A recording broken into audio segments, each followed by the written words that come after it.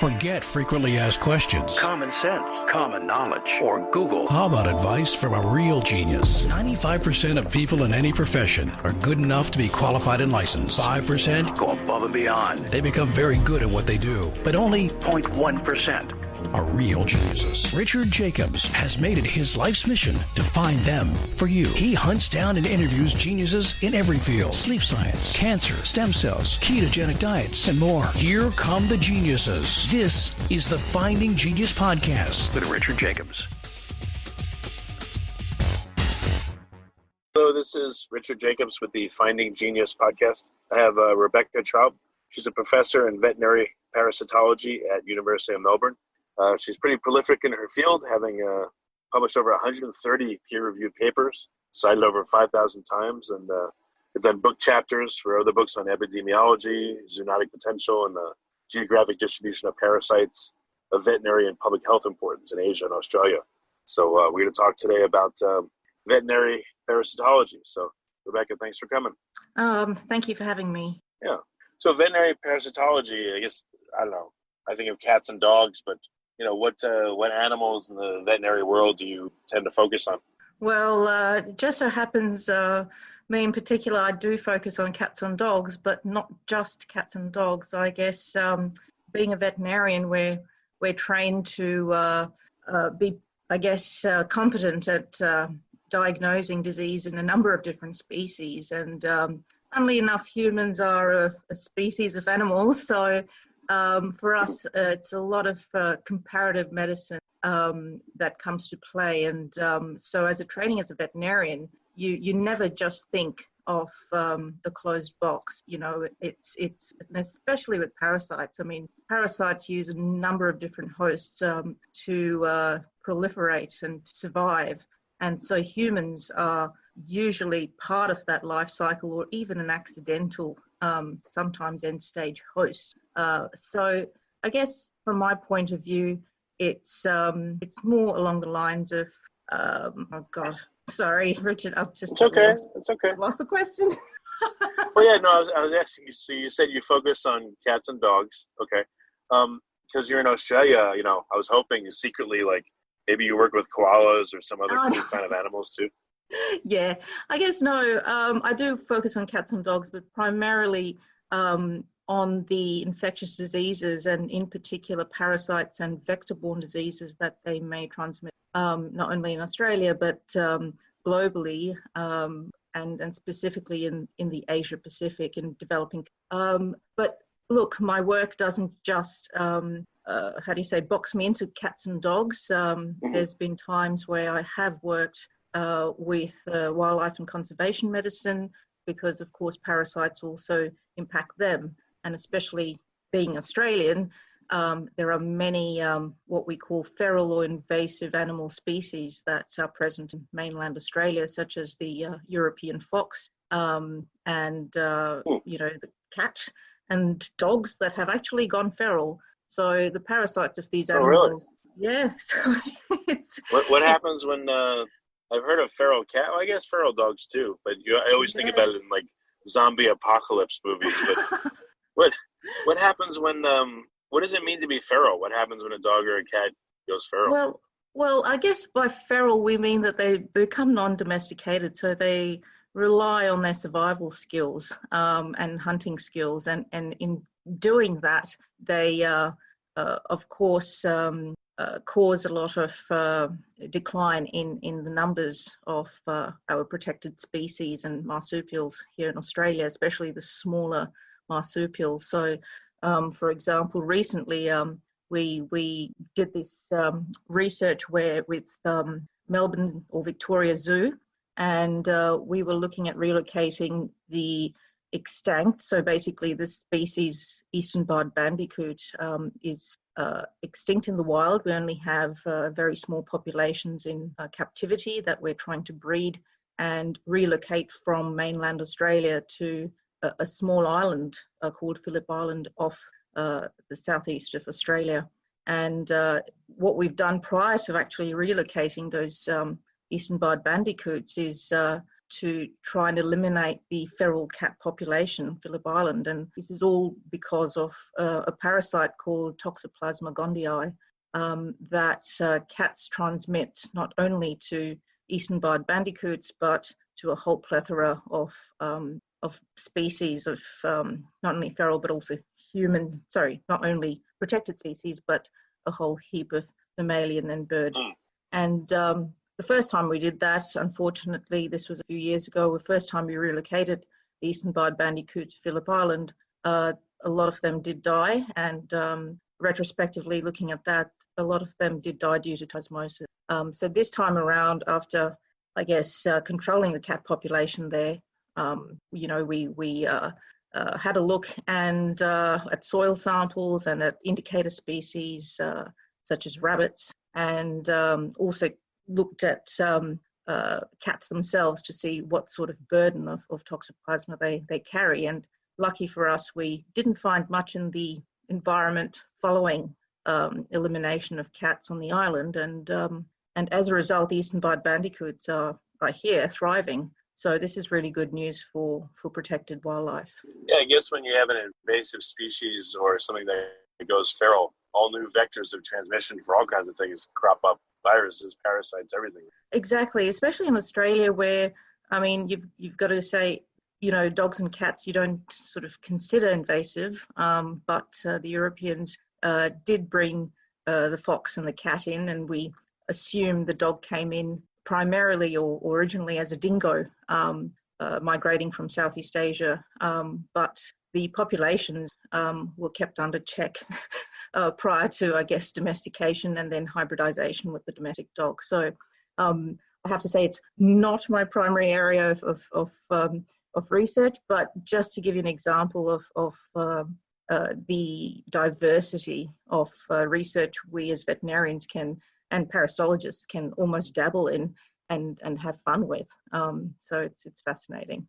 Have you looked at parasites of any exotic animals like Tasmanian devils or wombats or koalas or kangaroos or anything? I haven't personally. No, it's mainly so I think there's a lot of veterinarians and parasitologists who do work in that field. It's quite a specialized field, but I mainly work with zoonoses. So these are parasites, I guess, transmitted between animals and humans by a number of different ways. So directly or via the bite of arthropods, so mosquitoes, ticks, fleas, and also foodborne, so through ingestion of undercooked fish or pork.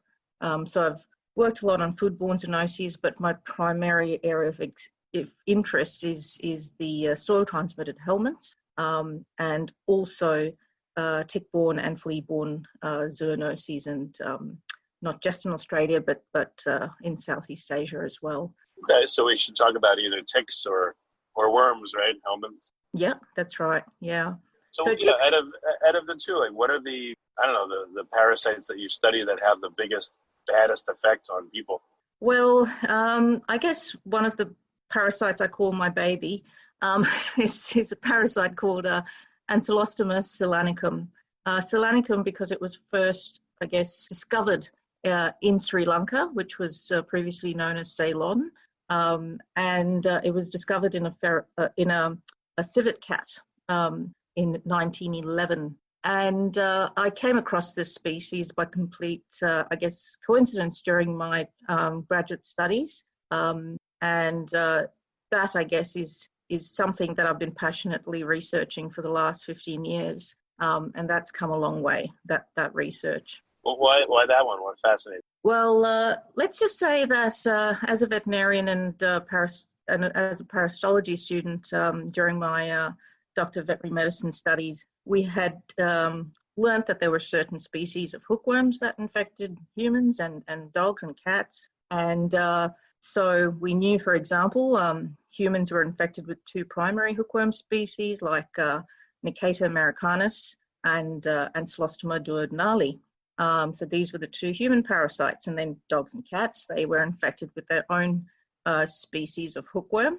And during my PhD, I guess I did this research and in remote tea growing communities in Assam in northeast India.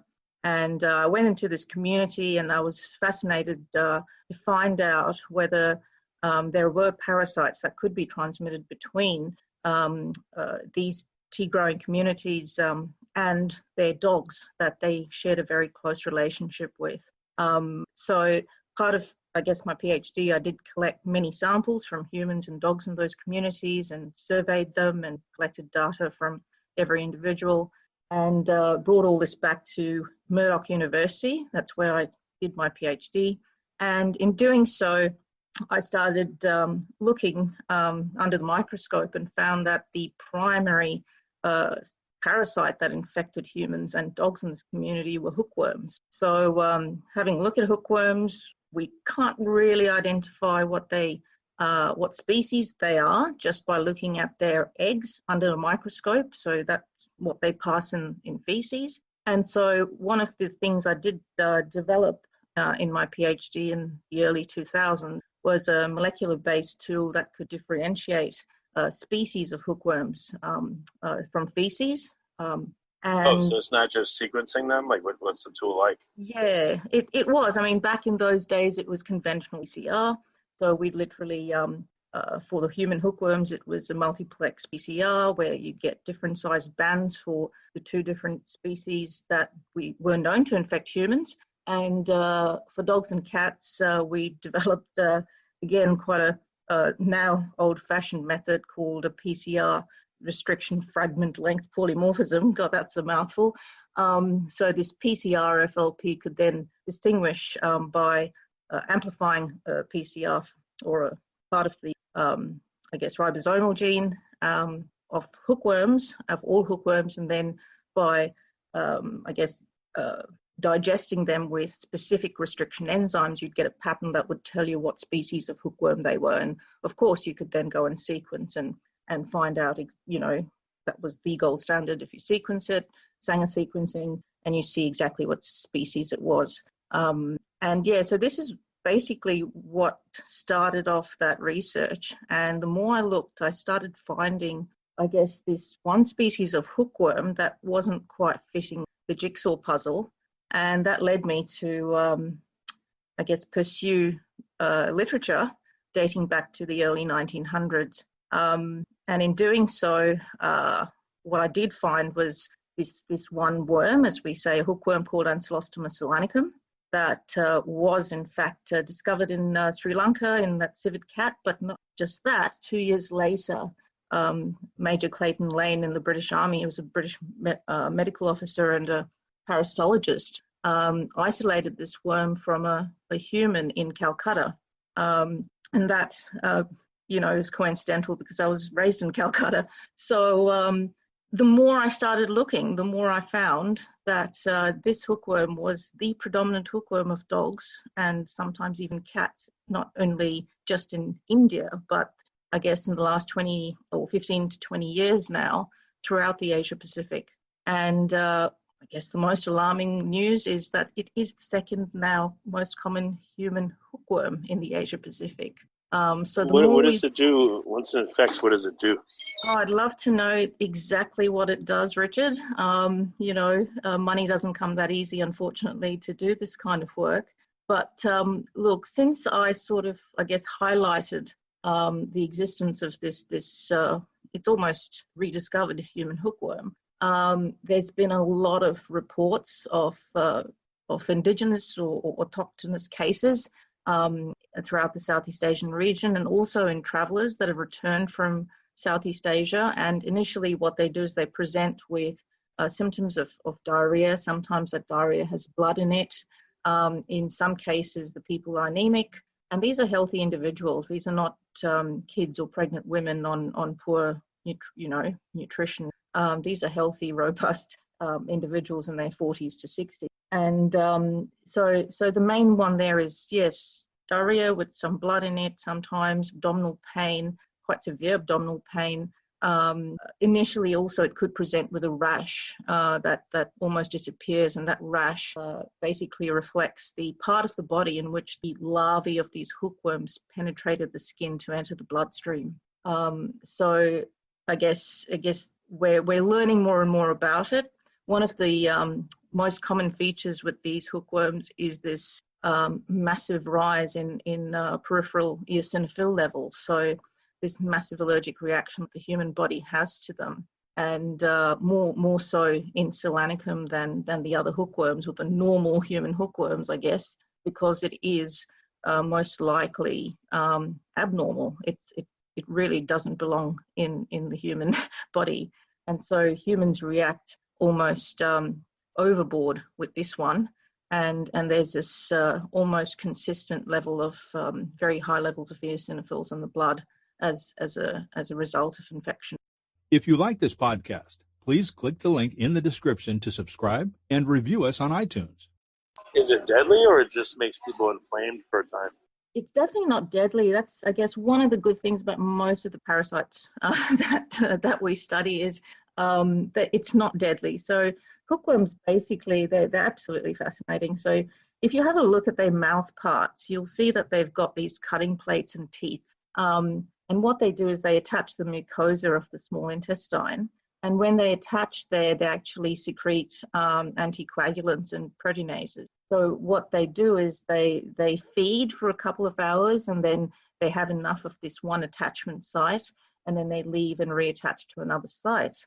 And when they do that, they continue to cause bleeding in the site that they've just detached from.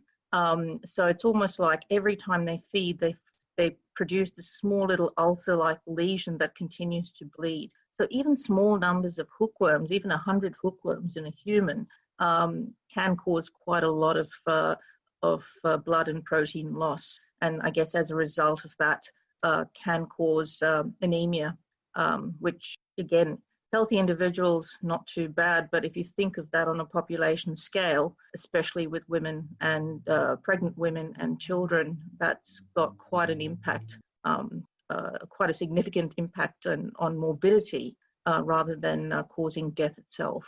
Yeah, I've heard about Toxoplasma gondii, that maybe like a third of all people are infected with it or more. What about that? Yeah, for sure. Yeah, I mean, Toxoplasma gondii, that's the one that we're talking about with the cats and the eastern barred bandicoots.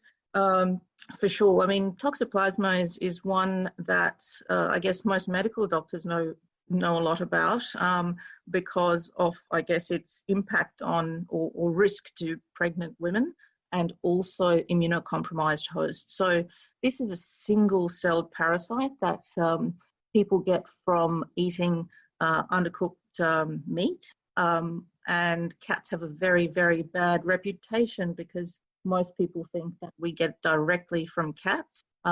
It's not necessarily the case. So cats are the definitive host of Toxoplasma gondii, which means that they shed the infective stages in their feces. And those infective stages aren't infective immediately. It takes a couple of days to become infective. So unless you keep really bad hygiene in the house, it's unlikely going to get infected directly from your cat. So the most likely routes of infection are from the soil. So gardening, not washing your hands and your mouth, you may get infected that way. And also, as I was saying, meat, because Toxoplasma goes into the tissue of various hosts, all mammalians and even birds, and any warm-blooded creature, basically. And so if we eat that meat undercooked, we are at risk of acquiring Toxoplasma. The good news is if you are infected and you're a healthy individual, so you don't suffer from, I guess, HIV/AIDS, or if you are not on immunosuppressive, drugs or chemotherapy, you'll be fine. The effects are wouldn't even know. But for those individuals who do, it can be fatal. So these little parasites in the body start multiplying in such a way that they cause massive inflammation in multiple organs, and that can cause death. Yeah. Do any of these parasites exclude other ones? So if I have toxo, will I not get hookworm as easily, or vice versa? I don't think there's been any evidence to show that. No. In fact, polyparasitism or multiple infections are probably a more common scenario than one excluding the other. The host parasite interaction and the immunopathology of parasites is, it's just a complete, discipline in its own right, even within one parasite species with different strains. So it's very complex, but no, that's not. If someone gets infected by, hookworm or toxo, mm-hmm. will they be will there usually be one parasite that gets them, or will multiple get into them, and will they be different, not species but maybe subspecies, and will they compete? Has that been observed that if you have toxo, you have different types of it, or hookworm, different types, different species? Well, this is a question I'd like to know. I know that, for example, there won't be competition across species. So an individual that's infected with toxoplasma, or even roundworm or whipworm or whatever, won't have cross. Within the hookworms itself, it is quite interesting. We do find that a lot of people are co-infected. So those with Nicata americanus will also have Ancylostoma solanicum present, or Ancylostoma duodenale. So I don't think there is absolute immunity against across species of different hookworms. The immunity actually with hookworm infection and other helminth infection comes from, I think, exposure related immunity, in that when there are worms present in the gut already, repeat infection over time won't necessarily cause more worms to establish. And this is, again, a very fascinating area of research. So you'd find that there are some individuals in the population, so 10%, say, of individuals in a population would actually harbour 90% of population's worm burden, which means that there are some individuals that are just predisposed to having more numbers of worms in their gut. Sadly, these individuals are usually children, and they're the ones that are affected the most. But cross species, not really, not that I know of. Well, with toxo, once you have it, that's it, so far as I know. But it also doesn't cause problems in a lot of people. But hookworm, can you rid someone of it? And if so, are they more likely to get it again? Are there some people that are able to just clear the hookworm on their own because of their own immune defense? Yeah. So I'll sort of paint a picture. There are now 500 million people in the world infected by hookworm, and this is even after the World Health Organization has implemented this mass deworming program targeting children and women of childbearing age over the last 10 years.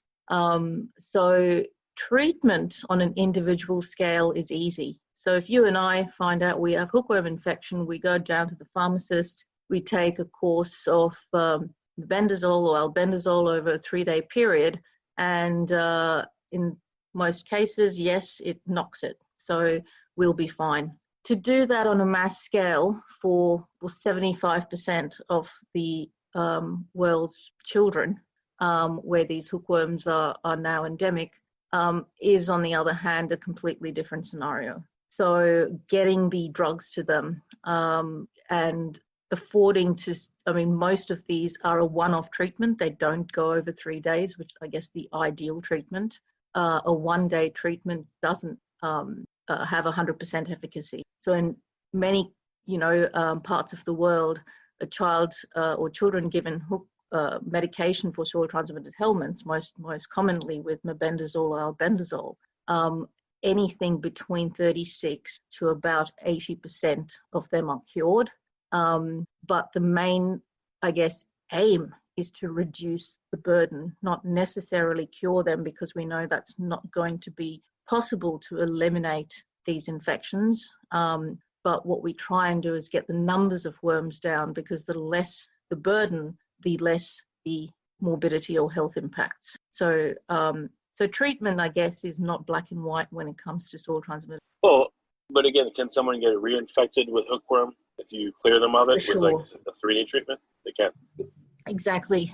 So this is, again, an issue, because if you think about it, these worms are transmitted through the soil. So people in poor communities don't often have latrines.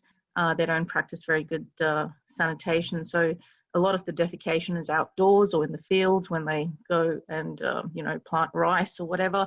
And basically what happens then, and also because of dogs, so dogs being a transmitter of Ancylostoma solanicum, so they get reinfected from the environment pretty much a few days after they've been treated.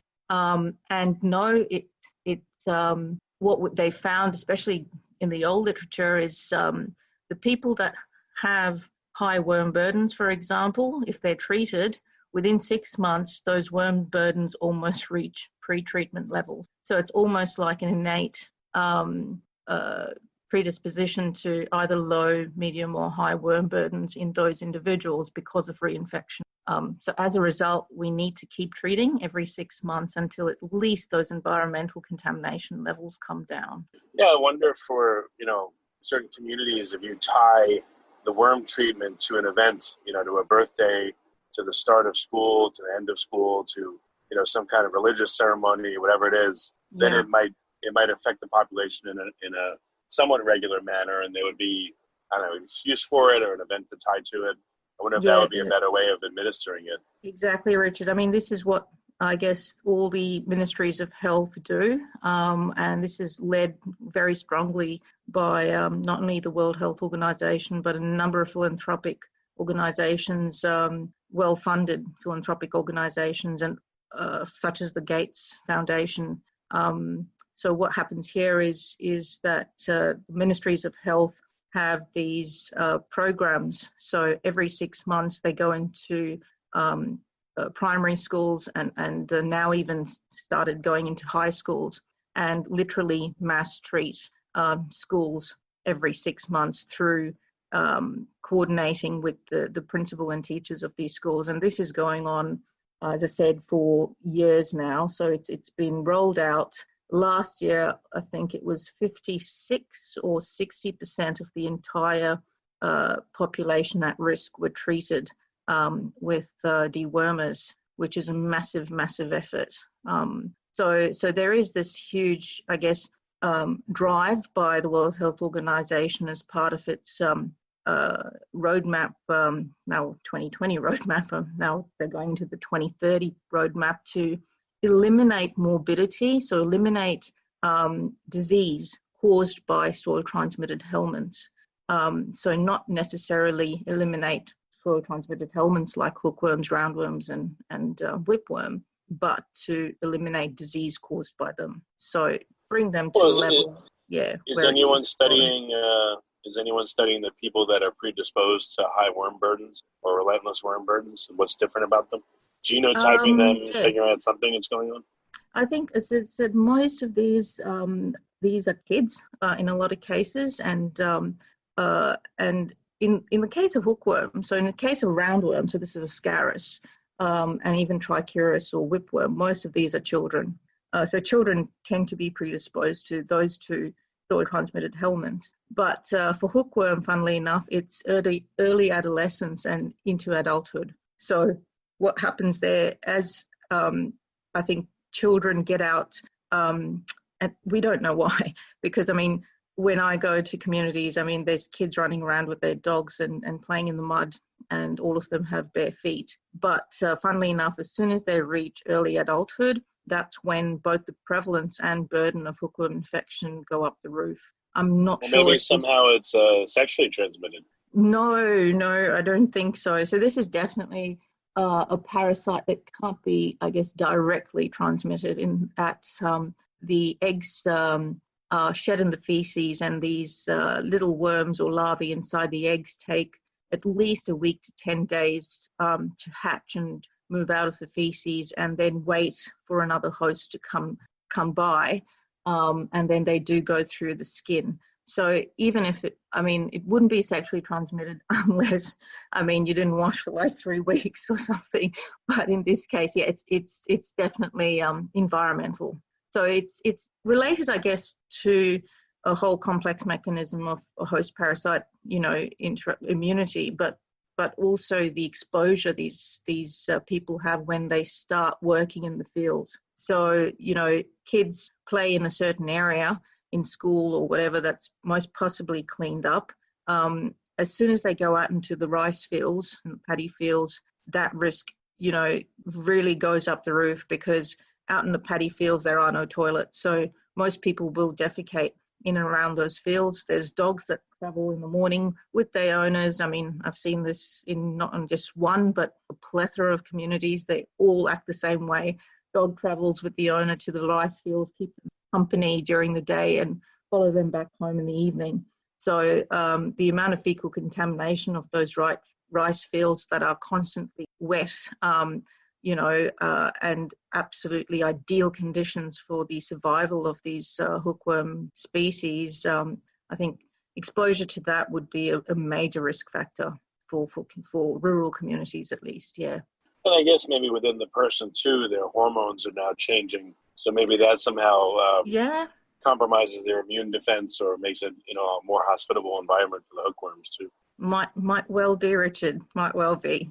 I'm not very sure. Yeah, not very sure. You said that there's a small percentage of people that have most of the burden, for these diseases. So with hookworm, it's not children, it's adolescents, and what kind of skews do we see in populations that have just tremendous hookworm burden? Do we not know why? Is it based on their conditions, or we just don't know what it is about them that causes this problem? I mean, we don't really know exactly why hookworm peaks in early adulthood. I guess with the other worms, especially Ascaris, for example, there's a very strong exposure and age-related immunity. With hookworms, it doesn't appear to be, as strongly the case. So, I guess that's what they tend to do, is say, well, we're going to target at least children, because we know we're going to hit, the roundworms and trichuris, and that will get rid of the majority of the worm burden in a population. But also they do target pregnant women. And in developing countries, at least, most of them are in their early teens. I mean, in their late teens to early teens. So that's a good thing. But I guess, again, it comes down to resources. If there are certain demographics that need to be targeted, of course, we're going to be focusing on the demographic that fits both those with the highest worm burden and those with the highest risk of disease. And that's why it's mainly children, ranging from the age to, I guess, 6 to now up to 15 years of age. And then, again, targeting pregnant women or women of childbearing age. So if they come into the hospitals for any other procedure, they're dewormed immediately. Okay. Well, very good. Yeah, Rebecca, what's the best way for people to find out more about your work? If they'd like to find out more about my work, just Google in, I guess, my name and the University of Melbourne, and there will be a lot of information that comes up, just not on the university webpage, but through Google Scholar. They could have a look at the publications arising from my work. Yeah. Okay. Well, very good. Sure, Rebecca, okay. thanks for coming. Yeah, thanks for coming on the podcast. I really appreciate you being here. Oh, you're more than welcome, Richard. Thanks for having me. If you like this podcast, please click the link in the description to subscribe and review us on iTunes. You've been listening to the Finding Genius podcast with Richard Jacobs.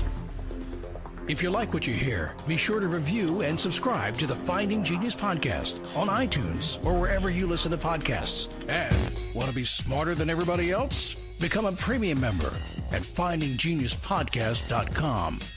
This podcast is for information only. No advice of any kind is being given. Any action you take or don't take as a result of listening is your sole responsibility. Consult professionals when advice is needed.